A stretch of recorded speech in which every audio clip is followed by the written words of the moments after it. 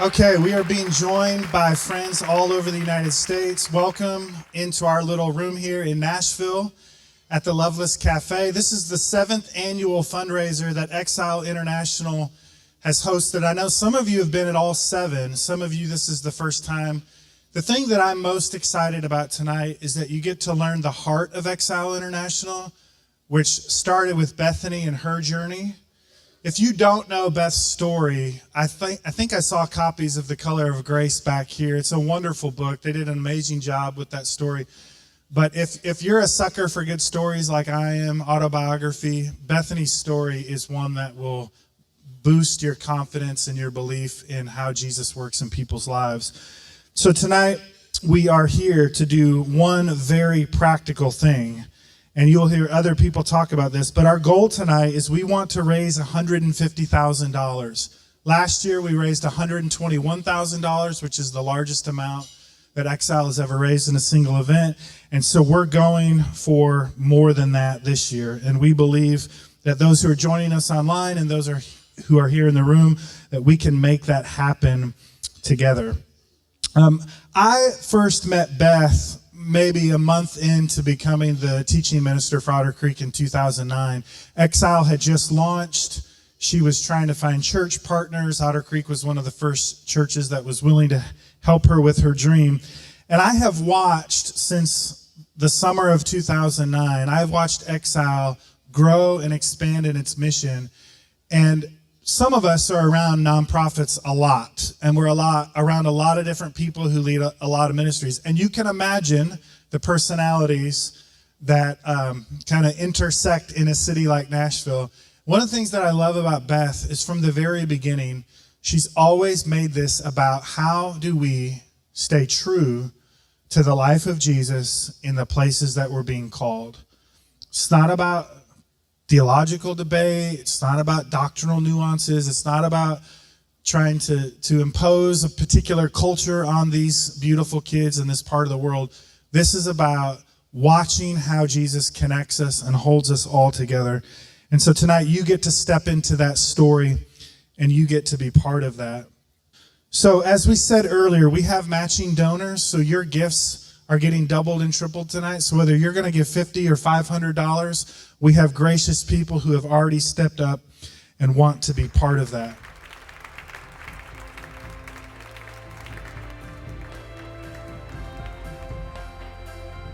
I will start and tell you a little bit about how I stepped into this story. It started on a short-term mission trip to Congo in 2008. And as Josh mentioned, I was coming out of some really deep trauma wounds of my own, deep depression, shame, darkness. And my plan was really just to give up on myself. But God's plan was to turn my pain into purpose. And being honest about how bad things were led me into treatment. And a lot of twists and a lot of turns later, that actually led me into a war zone. I had just gotten my head above water emotionally. I was in full-time private practice counseling at the time, deeply in debt, emphasis on deeply there. And honestly, my nightmares had really just stopped from the PTSD. And so a lot of people kind of thought I had lost my mind because there was this fire in my belly and I knew that I just had to do something. So I decided to dive headfirst into starting a nonprofit in Africa. So starting to do research and research back and forth about child soldiers. And I remembered every time I felt like I wanted to give up, I would remember my time in Africa where I was face to face with rescued child soldiers. And I remember being in a displacement camp. There were 10,000 people there. And I felt like I was surrounded by a sea of orphaned children and these families who had run and run away from rebels. And really, they just wanted to go home, but their homes had been burned. And so there was no home to go back to. And I remember thinking, they're just living in exile. And emotionally, they were living in exile, and physically, they were living in exile. And for me, I knew I didn't have the answer, and I knew I wasn't the answer, but I knew I just had to do something. And so I took one step in front of the other step and started a foundation, started a nonprofit. We started working with 25 children, 2 counselors on the ground in a small community 13 years ago. And now we're working with over 2,500 children, with over 250,000 leaders on the ground who are both volunteers and staff who, again, risk their lives every day for these children. You know, this is really what happens with a lot of different people step into their yes. And in reality, we stepped into God's story. It wasn't our story, it was God's vision from the beginning that He asked us to come along and join Him in. We're excited to be here. Mine began at the ripe old age of 22, seeing a documentary about child soldiers, which were 2 words I never thought went together. Children and war, children fleeing from their homes that were being burned, children living in displacement camps, which are refugee camps within your own country, and children being forced to kill their own family members. And my heart was wrecked, and I didn't know it at the time, but my life was changed. The following summer, I found myself in I didn't really find myself, I figured out a way to get there, but I ended up in northern Uganda that next summer, and it was there, meeting these children for the first time, that this went from being something I had seen on a screen to something that I was now, it was tangible. You could see trauma on people's faces. I didn't have to ask, okay, which one is traumatized? Which one, who's working here versus who is living here because they fled their home? You could see it. When I met children who had been forced to kill their own family, I had the same kind of God light bulb that I'm sure you would have had there too. This is what God made me to do. I'm going to do something. Well, I did what I think some of you in the room would have done if you had a degree in psychology. I said, great, I'll go start a master's in counseling. I'll focus on trauma so that I can work with child survivors of trauma. So I did that. Found every opportunity I could to volunteer. Over the next several years, the next thing I know, someone's connecting me with someone, this gal, and I'm in Congo, and I'm actually getting to work with this organization as a volunteer that's doing this thing that God had put on my heart 4 years before. Like when I read the mission statement on the website, that was like the mission statement for my life. I was like, I've got to do this. So really soon thereafter, I said, hey, founder, you got to give me a job. I want to work for you. And I said, we can't pay you. It's exactly what you said, and I didn't blink. And I said, God will work out that detail. I'm in. I'll take it. And He did. He worked out that detail.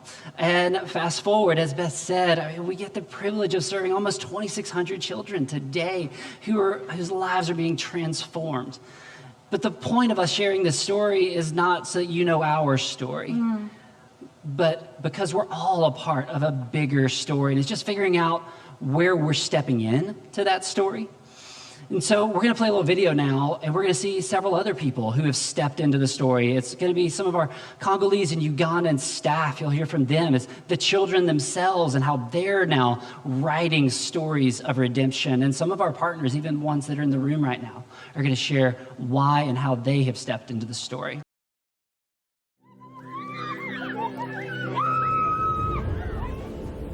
C'était les heures de la nuit où les soldats étaient venus. Par la force, ils ont parvenu à entrer dans notre maison avec des grandes torches puisqu'ils faisaient tellement la nuit. Ils nous ont tabassés. Nos collègues qui étaient un peu avancés en âge ont subi de différentes tracasseries et atrocités. Je suis parmi ceux qui sont partis comme ça, étant donné que je vivais beaucoup de temps. Quand j'ai quitté l'école, je vivais avec les militaires et j'avais déjà cet goût de réintégrer les forces.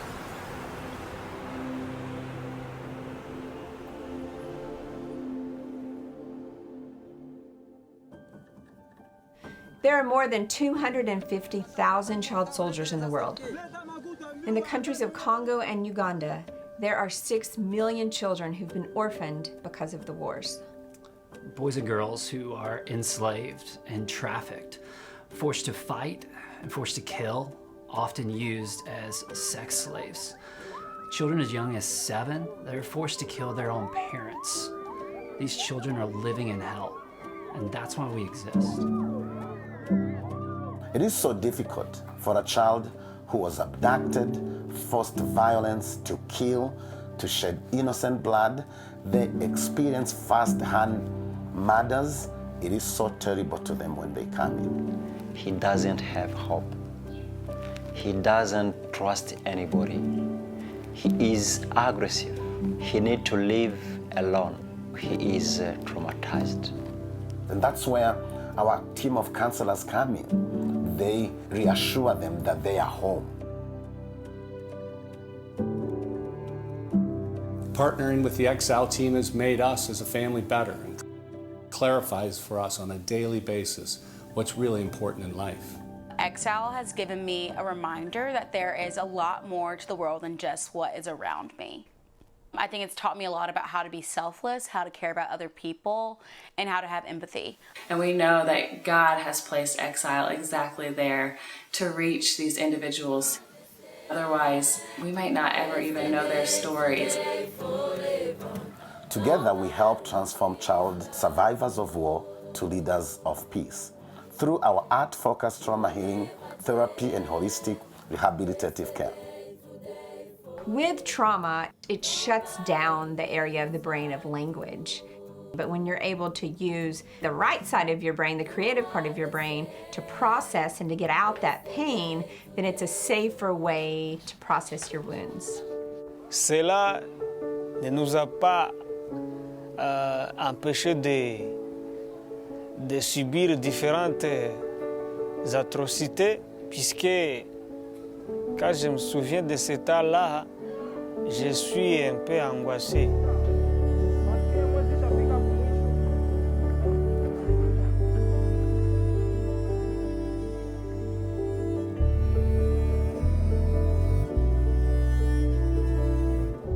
Nous nous sommes dirigés dans les camps de déplacés.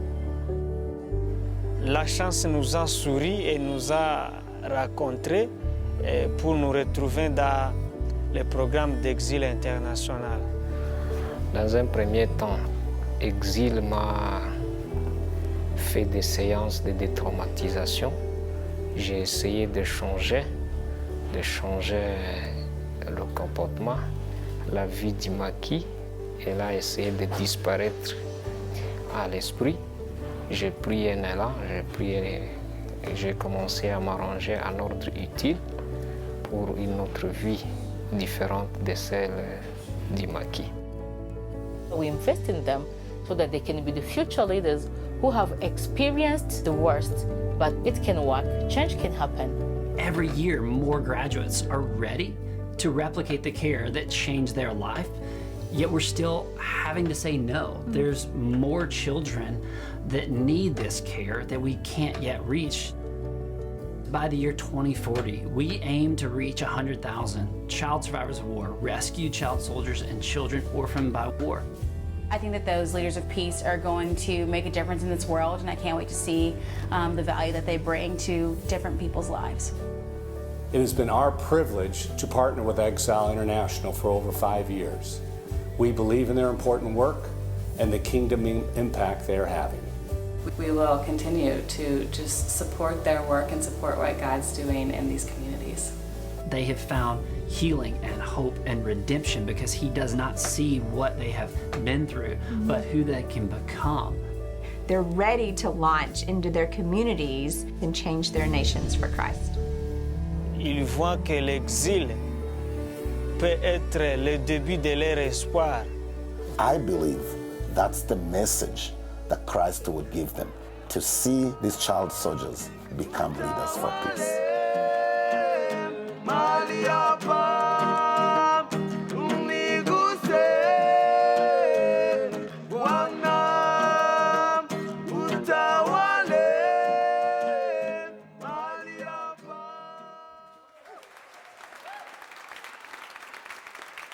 So these stories of redemption are possible because people like you have said yes. Because our Congolese counselors and Ugandan leaders, they've said yes. because graduates, former child soldiers and children orphaned by war, whose lives have been transformed, they have said, yes, Christ changed my life. Others have to experience this too. And they're now replicating the care that transformed their lives. Redemption, healing, and hope, they're not just words. They're real. And they're what makes us get up in the morning. Oftentimes people ask because, if you know us well, many of you in the room have known us for a while, sometimes life feels like a roller coaster ride when you serve in Congo because things are going great. You're seeing all this growth and children healing, and then a volcano erupts. Y'all know what I'm talking about. That happened this year. Or the provincial capital where our headquarters is overthrown by rebels. And we're not talking about a village, y'all. It's a city bigger than Nashville, 2 million people, overrun and taken over. And you're praying as bombs are literally mortars flying over these care programs, and staff are laying beds over the children and praying. It feels like a roller coaster sometimes, but that redemption and healing and hope, it is so real. And I hope that you get a little taste of that here tonight. I hope that if you already have stepped into the story, that you continue to. Let's keep writing or being a part of the big guy upstairs who's writing redemption stories. So since 2008, over 6,700 children have received this care. They're not child survivors of war, they're leaders for peace. We don't call children in the programs anymore rescued child soldier. When you come and you join the program, you get a new name. It is Young Peacemaker. There are 6,700 young peacemakers that are transforming their communities and their country. And I truly believe that someday we're going to look at this region that's been known for decades of war and violence and poverty. We're going to look at it and we're going to go like, wow, that is a place of peace and hope and joy. And like Josh mentioned earlier, the number of believers in Christ on that continent now outnumber North America. Not really that surprised, to be honest with you. But we're going to see them spreading that joy and that hope in so many other ways. Like good news is going to go just from, words on a page. It's going to be lived out as communities are transformed by Christ and by these young men and young women. And we really hope that you're going to step in and be a part of something that we are excited about. It's plastered on our walls, and it's the thing that's been getting me most jazzed the last couple of years.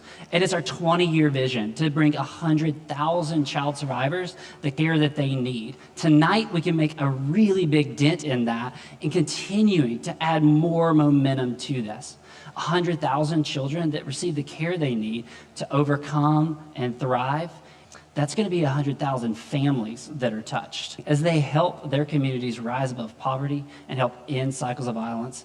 Y'all, this is exciting and it's possible, and you better get on this ride. We have high standards. We know that these kids are precious and they deserve excellence. And with Matthew and I being counselors, we aren't satisfied with anything, and I'm going to have to read this because it's so much. We aren't satisfied with anything that is less than statistically proven, data-driven, curriculum-based, strategically led programs that is holistic, Christ-centered, and expressive therapy focused, included an educational aspect to lift the kids out of poverty. Right? No big deal. I literally had to read that and take a deep breath. It's a big deal. And I want to show you some stats to kind of show you what God is doing. Everybody loves some stats. I'm sure the mathematicians in the room are loving this. And I don't really love statistics, and so it's funny that I'm actually leading this part, but that's fine. So since 2008, 6,700 children have been served. We are seeing a 78% decrease in trauma symptoms for those who've been in our program for 2 years. Incredible. This is something that I love this statistic. I do actually love this statistic. 35 of our 44 care programs are led by EI graduates. And so guys, that is rescued child soldiers and children orphaned by war who are taking the model that gave them heart healing, and they're working with rescued child soldiers and children orphaned by war. And so that's the beauty of the full circle model. 90% have completed their education. That's 4 times the national average. And many people ask us about, okay, how are you guys doing this? How does this work? And they ask us about our treatment model. And I love to talk about this because this is something that we have been doing from the very beginning. It's called the HOPE Initiative. And it stands for Healing and Ongoing Peace Through Expression. So we walk the kids through a 3-tier curriculum-based model. And the first part is art-focused trauma care. We've talked about that a lot tonight, using dance and drama and music and drawing to bring the kids back to life again. You can see the joy on their face. You can see when they're doing dramas. You saw some of that in the video. They're able to get out the pain that they have inside. So the second part is peace building and conflict resolution skills training. It's a curricula that we have most recently translated into French for our kids on the ground. And it's Christ-centered, biblically based. It walks the kids through conflict resolution skills, forgiveness, and compassion, which I think that's something that we really all need, even in America right now, right? The last is Christian leadership. And this part, it's the essence of how to become a Christ-centered leader so that they can change their communities and lead them toward peace and reconciliation. Woven through all of this is discipleship. So get this, in the past 3 years, 140 of our older youth have made the choice to be baptized. So thank you. Thank you. I think that's incredible. New life takes on a different meaning when you know the Lord not only saved you spiritually, but literally saved you physically. And you can see that in the songs that they write. You can see that as they dance and as they worship. So the fun fact, I guess this is the announcement of this. I don't think we've kind of announced this from this stage yet, but we have a program called the Extend program. So we're actually piloting the HOPE Initiative since we've seen such success in it. And the goal is to start working with other organizations, working with other war-affected children around the world so that we can take this beyond Congo and Uganda. You can clap for that too, that's fine. So the last thing that really helps the program just kind of launch is that it's all led by local leaders. And again, these are our complete heroes, the people that risk their lives really every day on the ground, those who've been kidnapped themselves, those who have had children kidnapped of theirs, those who have been through rebel ambushes. So when we say that they risk their lives, we don't just say that flippantly. They've actually gone through some of the things that I just mentioned. So this is all great and it's numbers, but we want to tell you some stories of the kids because that's really what this is all about. Alice was a child soldier herself. Oftentimes people think it's just boys, but girls are used as child soldiers as well. They're also the boys too, but girls very often are sexually abused, sexually violated, forced to be forced wives to rebel leaders. Thankfully, that did not happen to Alice. After she escaped, she's been through that healing that we've all talked about now, but what is she doing now? So she's recently finished her master's in counseling, and she now works for Exile International and is helping children who are just like herself when she was younger, helping them to heal. This is a part of the beauty of these programs, that we're actually seeing children coming to the programs because they've been told by those who've abused them and taken them, you'll never have hope, no one will ever take you. Yet they see young men and women like Alice, they're like, wait, she has discovered hope. Maybe I can learn about it from her. Yeah. So next I want to introduce you to Innocent. Innocent was one of the first kids that we started working with. There's that first group of 25 kids, really special to us. Yeah. They're kind of like our kids in a lot of ways. So he always referred to himself as Mr. Innocent, and he wanted you to call him Mr. Innocent. This smile that you see was there from the very beginning. His smile has always been radiant. But behind the smile is the reality of what he went through. He was abducted at 14. He was in the rebel militia in captivity for 2 years. And when he came into the program, I remember him telling me a story of him being in captivity, and there was a kind of a river that they came to. And he said some of the rebel leaders, it was just too deep to cross on their own. And so he said the rebel leaders would get some of the child soldiers and they would tell them that they had to kneel down in the water for them to step on them to cross the river. And he told me so many of the kids drowned that day. But I remember his smile was just like, but I praise God that that wasn't me, that wasn't me, that I was able to live. And so we had the incredible privilege of going back home with him when he was reunified. He was so happy to be home, and when we got ready to get back into the car, he said, Mom, he said, greet the people at your village and tell them thank you for what they've done. So the great thing is that his story actually doesn't stop there. He is leading now.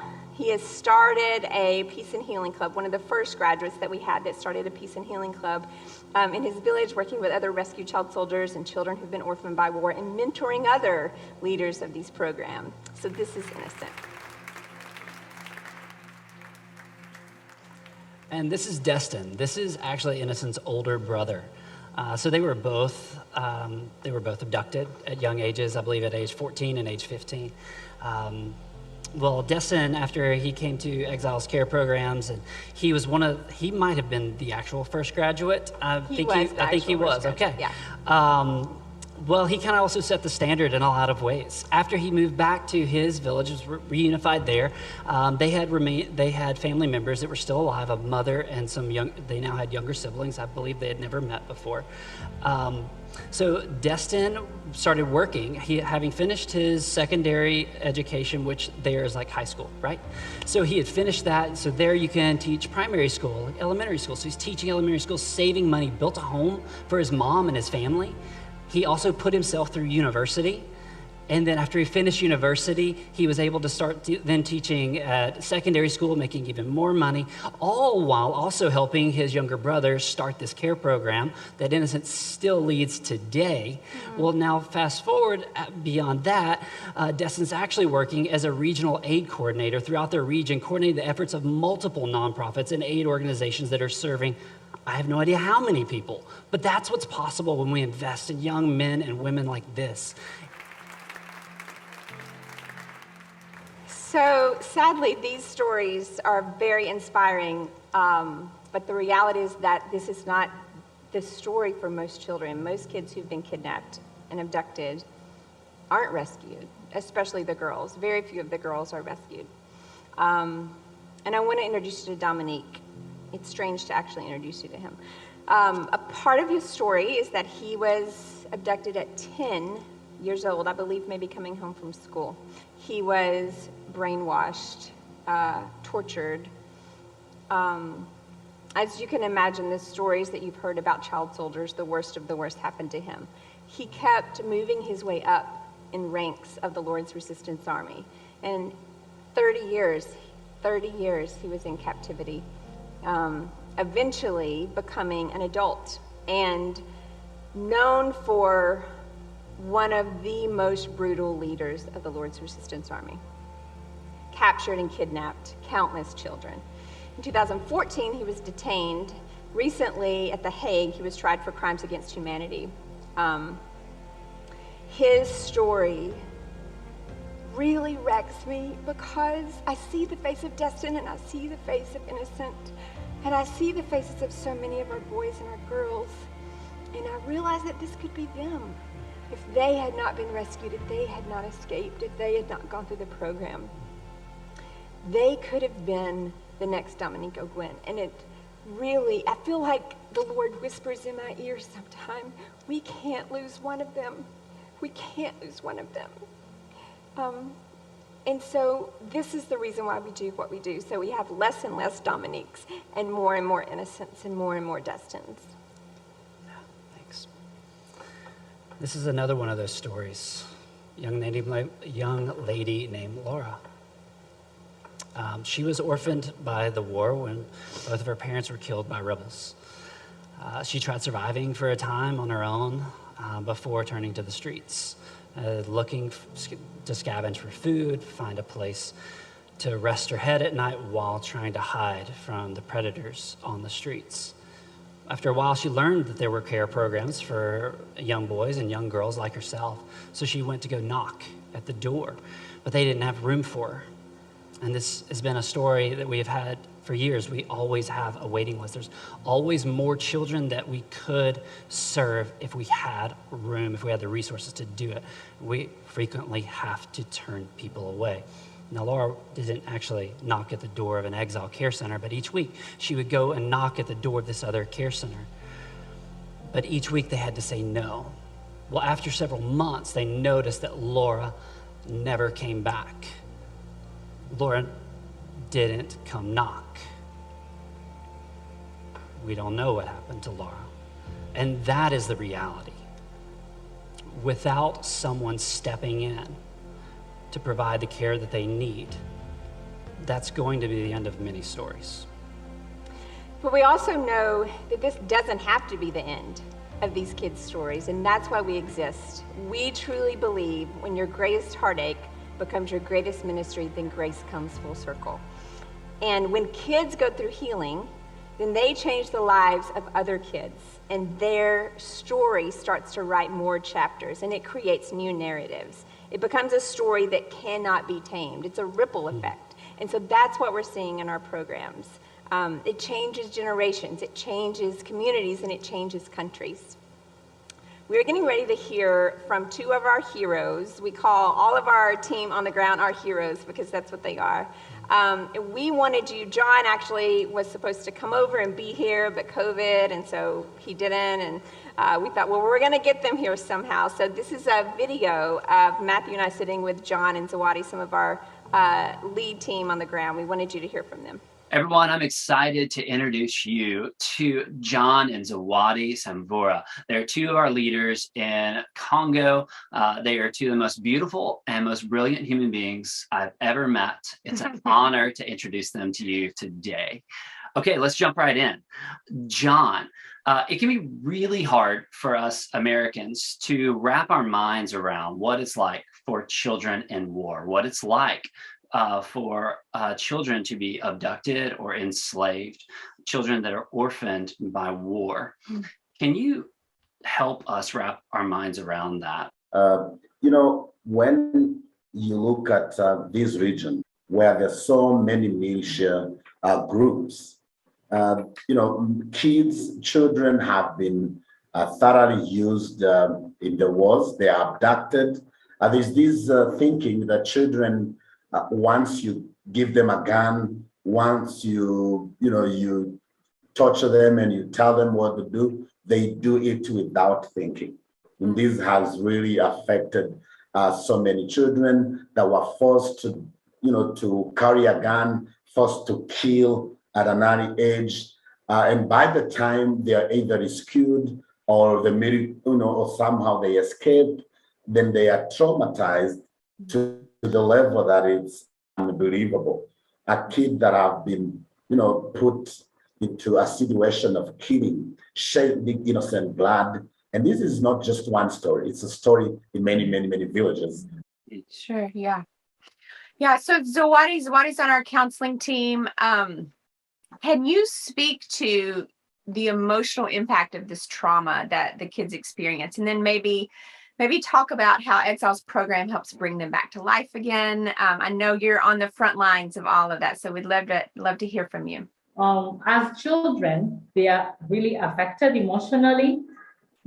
Kids love to play, and here their childhood is stolen. They are forced to do things which are above their age and unwillingly.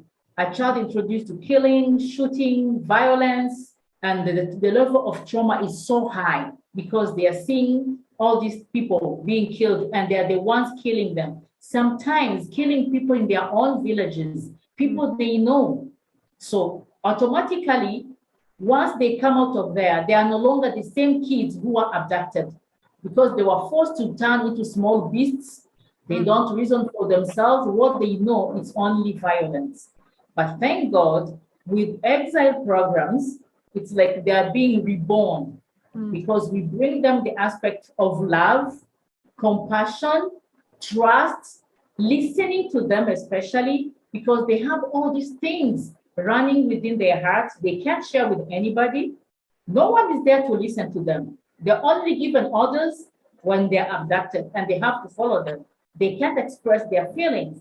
But when we receive them, we give them the opportunity to express themselves and helping them to understand that we are not blaming them. We are not judging them. We are accepting them the way they are. we have the trauma healing programs. Of course, we do the listening and the counseling. As I said, when they're still children, at 14, someone you have to take back the years lost. So we have the music therapy, which helps them to express and relax their bodies so they can re-experience their childhood. Zawadi, I just want to say that picture you place in my mind of they're forced to be beasts. Mm-hmm. They're experiencing hell on earth, Mm-hmm. and they're forced to be beasts. Mm-hmm. But yet also you shared the peace that they're experiencing through these programs where they're coming and they're reclaiming their childhood. Mm-hmm. They're healing and they're being redeemed. Speak to the beauty that you see when the children in our program, both rescued child soldiers and children orphaned by war, when they take the model that they experienced healing from and they start using that to bring healing to other war affected children, other rescued child soldiers, other children orphaned by war. Can you tell us about the dynamic or the beauty that you see from that? Oh, yeah. The beauty is the change. You know, when they're in the bush there, they just look like bushmen. And sometimes when they come, you look at them and like, oof, okay, this is a hard piece we are going to deal with. But once they go through the healing, they go through all the programs, you see like it's a new person who has come out. The beauty and the humanity of a person comes out. Someone who can talk with, someone who can express their real emotions, someone who has dreams and is determined to get them. Like you see some kids coming, I don't want to go to school because they know what they did to school kids. Maybe he was abducted on the way from school and he just feel like school is a high risk for him. But with time, when they begin healing, they say, no, I want to go back to school and be a nurse and be a teacher as I've always wanted.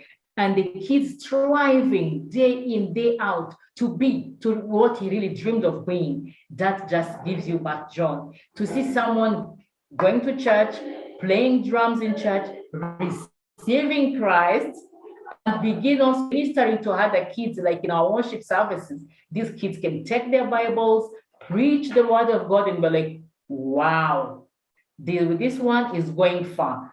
You can see, like, even for the orphans, normally in the African setup, when you become an orphan, it's like your dreams are shattered. You Right. just forget about dreaming. But now these are people, they just see, oh, there's a light somewhere. It just gives back joy. Okay, John, one last question for you.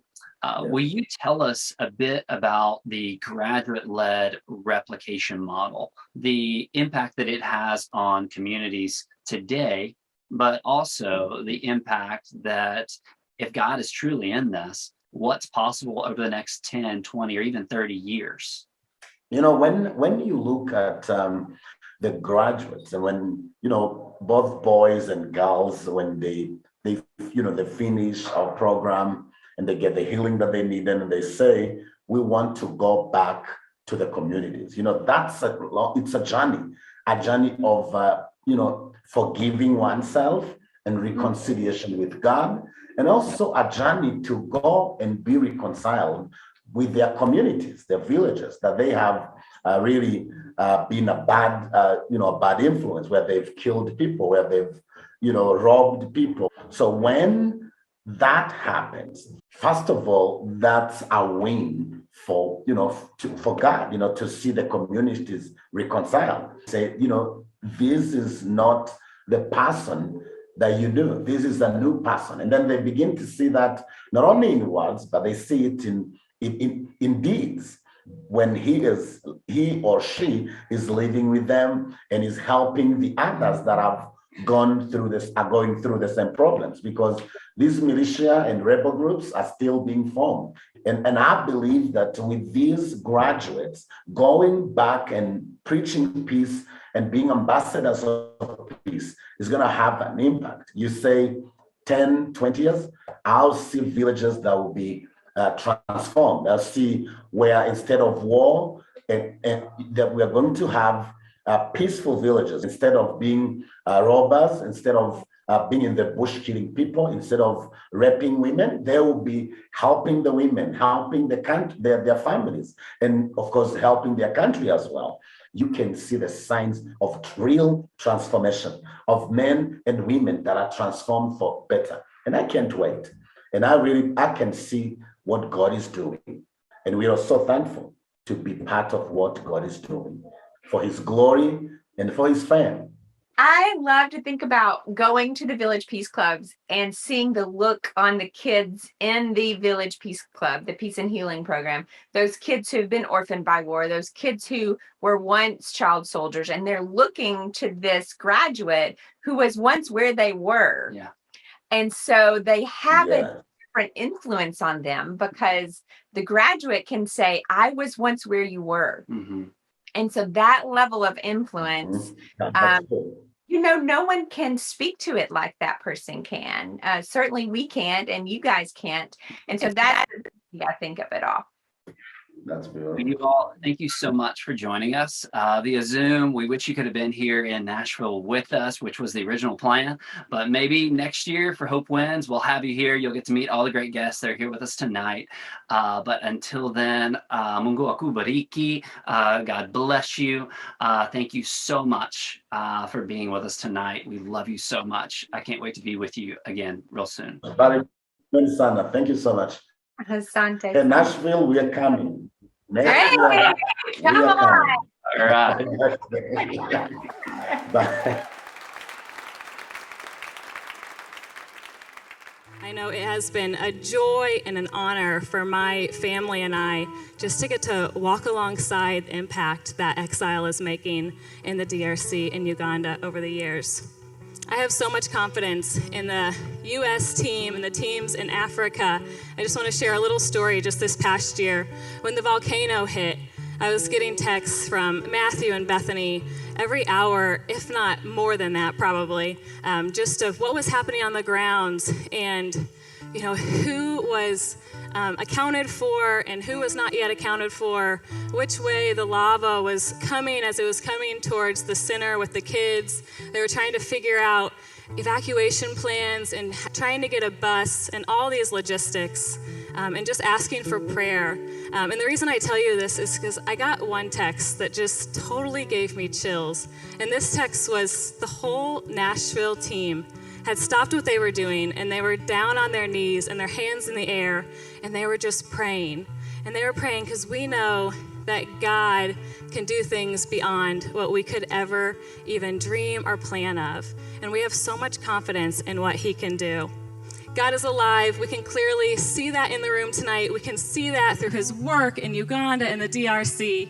And I just encourage you to think of that as you consider your giving tonight. I just invite you to step into your story deeper and make an investment of generosity that will fuel more stories to come.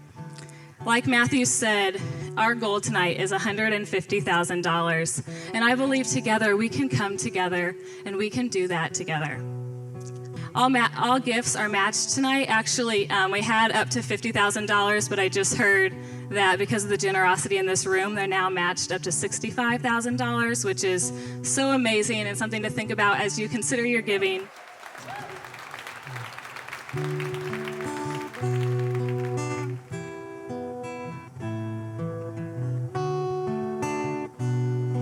Yeah, you don't know how beautiful you are. One look at you and I see stars that shine up over my head. I hope you know these words that I've said are true, 'cause when you do, you'll know how beautiful you are. I want you to know how beautiful you are. You could never be last place, 'cause in my heart you've won the race, yes. Oh, how beautiful you are. So in those times you're standing still, I hope somehow that you just will take time to see what I see. There's nothing, darling, you cannot be. It's true, I hope you do know how beautiful you are. I want you to know how beautiful you are. You could never be last place. You're like a smile I can't erase. No. Oh, how beautiful you are. Oh, how beautiful you are. Oh, how beautiful you are. You could never be last place, 'cause in my heart you've won the race, yes. Oh, how beautiful you are.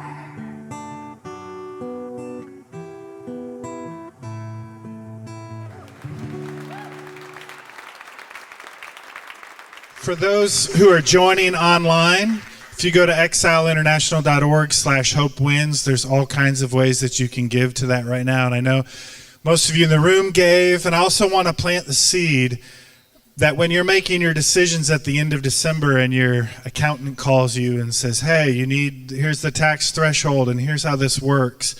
Don't forget ministries like Exile International. They benefit greatly, not just tonight, but when you're evaluating your whole year giving and where you are in generosity, please remember them. Matthew, Bethany, thank you so much for letting us be a part of this. Is really a love story, right? That's what we're hearing.